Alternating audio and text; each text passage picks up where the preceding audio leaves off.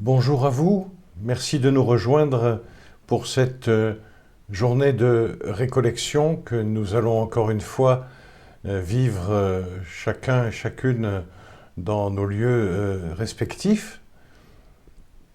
Cela n'empêchera certainement pas le Saint-Esprit de venir nous rejoindre pour que nous puissions vivre ce temps de récollection, de rassemblement, de réunification, d'offrande aussi de toutes les divisions qui sont en nous au Seigneur Jésus ressuscité d'entre les morts, pour qu'il puisse progressivement, par la puissance de la grâce du salut, unifier nos vies comme membres, chacun pour notre part, de l'unique peuple de Dieu, corps du Christ et temple de l'Esprit Saint. Le thème de notre journée de récollection, c'est « Il t'appelle à recevoir l'Esprit Saint ». Et au début de cette journée, je voudrais revenir au grand thème que nous avons choisi pour cette année du Centre spirituel 2020-2021, « Confiance, lève-toi, il t'appelle ». Nous nous souvenons du texte de l'histoire, du moment en particulier où ces paroles ont été prononcées par des disciples de Jésus qui relayaient l'appel de celui-ci ou qui accomplissaient la mission que celui-ci leur avait confiée. Il y a un aveugle, il s'appelle Bartimée, c'est en Marc 10, 46 et suivants. Cet homme est assis, il mendie, il y a la foule, il crie, et Jésus ne va pas vers lui tout de suite. Peut-être que c'est d'ailleurs ce que nous aurions fait nous-mêmes, mais non, il envoie des disciples en disant « appelez-le ». Et les disciples y vont tranquillement ou pas, en se frayant un chemin sans doute, et s'approchent de cet homme qui ne les voit pas arriver puisqu'il est aveugle. Peut-être qu'ils le touchent pour lui signaler leur présence et ils lui disent « Confiance, lève-toi, il t'appelle ». Alors au début de notre journée de récollection, je voudrais dégager quelques éléments qui peuvent nous être utiles pour cette journée que nous voulons vivre avec une forme de recueillement, en laissant de côté quelques activités pour avoir plus de temps à consacrer à la seule activité qui ici-bas entre en ligne de compte, c'est-à-dire l'activité de la foi, de l'espérance et de la charité, comme le dit saint Paul dans la première lettre aux Corinthiens. Et tout d'abord, Bartimée, le fils de Timée, vous pourrez réécouter les enseignements qui nous ont été déjà partagés autour de ce thème sur le site centrespirituel.notre-dame-de-vie.org. Il est aveugle, c'est-à-dire qu'il ne voit pas. Nous-mêmes, nous avons aussi des zones considérables d'aveuglement. Aveuglement sur nous-mêmes, aveuglement sur nos proches, sur nos lointains, aveuglement, obscurité, impossible de saisir en quelque sorte. Pour l'avenir, peut-être pour l'avenir très proche, tant et tant d'entre nous ont été vraiment mis à l'épreuve, sont mis à l'épreuve par la situation sanitaire que connaît le monde. Aveuglement peut-être aussi et cri finalement devant la déferlante de la violence dans ce monde. C'est où est Dieu? Que fait-il? Comment est-il possible que lui qui est si bon laisse les choses en l'état? Enfin, nous sommes aveugles et donc nous pouvons déjà, en quelque manière, nous réconcilier avec cet aveuglement qui est le nôtre, puisqu'il n'a pas empêché Jésus véritablement, je regarde si le micro est bien en place, oui, il n'a pas empêché Jésus de prendre soin de l'aveugle et de le rendre à la vue. Donc acceptons que nous entrons dans cette journée de récollection avec les aveuglements qui sont les nôtres et, c'est le deuxième aspect que je voudrais souligner, Ne retenons pas nos cris. Il a crié. Et il a crié avec des mots-clés. Jésus, fils de David, car cet homme, Jésus, est vraiment de la descendance de David, il est l'un des nôtres, en tout semblable à nous, à l'exception du péché, et il lui a donné son nom. Aie pitié de moi, c'est la racine de miséricorde qui est là. Ce nom que Dieu lui-même s'est attribué dans l'Ancien Testament bien souvent, et que Jésus nous a confié comme une mise en œuvre. Soyez miséricordieux comme votre Père céleste est miséricordieux. En fait, l'aveugle Bartimée, dans son cri, nomme Jésus dans sa relation à Dieu le Père.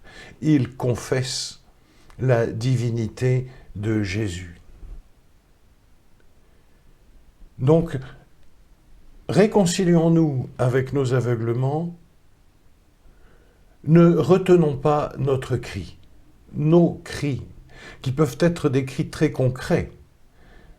Que deviendra telle personne dont j'ai la sollicitude, la charge ? Comment faire pour aider tel ou tel membre de ma famille? Comment faire pour me réconcilier avec tel ou tel? Que puis-je changer dans ma vie? Je ne vois plus clair. Aie pitié de moi. On pourrait dire « aie pitié de moi » aurait quelque chose d'un peu égocentrique. Je m'occupe de moi. Mais s'il est vrai que les relations avec autrui sont parfois difficiles, nous n'avons pas les moyens de changer autrui. Par contre, nous avons toujours le moyen de faire évoluer avec l'action de la grâce de Dieu dans notre âme, notre mode de relation avec autrui. Aie pitié de moi. Et puis, Bartimée, et c'est le troisième point, a été rejoint par des gens qu'il ne connaissait pas, mais qui lui apportaient vraiment la parole de Jésus. Et dans leur cheminement, ils avaient même adapté en quelque sorte cette parole. Comme Jésus a dû être heureux de voir cette adaptation de sa parole, appelez-le, c'était 2 mots, transformés en plusieurs mots. Confiance, lève-toi, parce qu'il t'appelle. Et l'on voit ici quelque chose de fondamental, la confiance et la capacité de se lever ne viennent pas tellement de nous, mais sont contenus dans l'appel. Au fond, quand Dieu appelle, il apporte dans son appel à l'homme qui l'entend la capacité non seulement de l'entendre, mais d'y répondre de manière active, de manière à ce que cela, cet appel, le mette réellement en marche. Et nous apprenons déjà quelque chose de merveilleux, c'est que tous les appels qui nous viennent de Dieu ont comme but de nous faire nous rapprocher de Jésus, venu pour chercher et sauver ceux qui étaient perdus. Et alors l'aveugle a jeté son manteau. Le manteau, comme nous le savons, c'est le dernier vêtement que l'on jette. C'est celui dont on n'a pas le droit de priver quelqu'un même de très pauvre, parce que c'est sa seule protection pour la nuit, comme dit l'Écriture sainte. Alors nous, dans cette journée de récollection, qu'allons-nous laisser? Qu'allons-nous mettre derrière nous? Quel objet? Quelle habitude? Quel sentiment? Que sais-je? Qu'allons-nous mettre derrière nous? Et puis, l'aveugle s'est levé d'un bond. Il avait hâte. Quelle est notre hâte à nous? La hâte de l'aveugle, évidemment, c'était de recouvrer la vue. Mais il s'est levé avant de l'avoir recouvrée. Il s'est levé comme aveugle. Levons-nous, nous aussi, comme aveugles. Et osons parcourir la route à tâtons, et sans doute avec le secours des gens qui étaient venus lui transmettre l'appel. Appuyons-nous les uns sur les autres.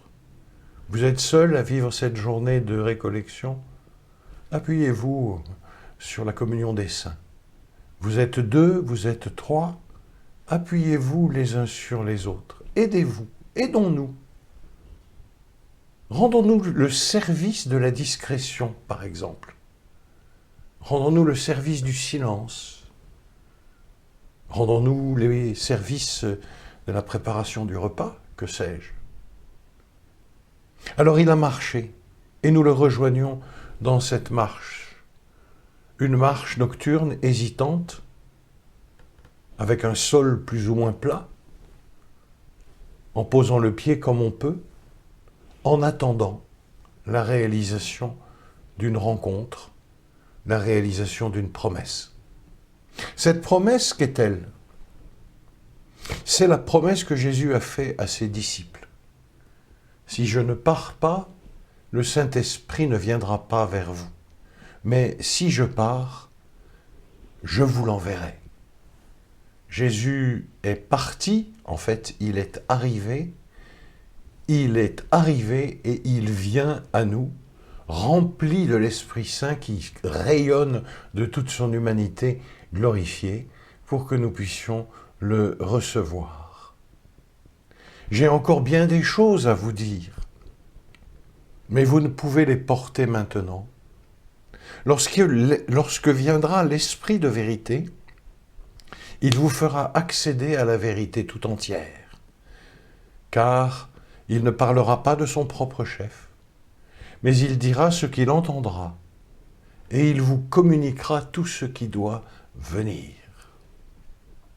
Nous voilà donc au début de cette récollection, si vous le voulez, avec ces quelques conseils, je n'ose pas dire ce terme-là, ces quelques invitations pour que cette journée soit vraiment vécue en présence de Jésus, en présence de l'Esprit de Jésus, et qu'il trouve en nous les dispositions qui sont utiles, qui lui faciliteront en quelque sorte le travail, pour que nous puissions réellement bénéficier de sa présence et nous livrer à son action.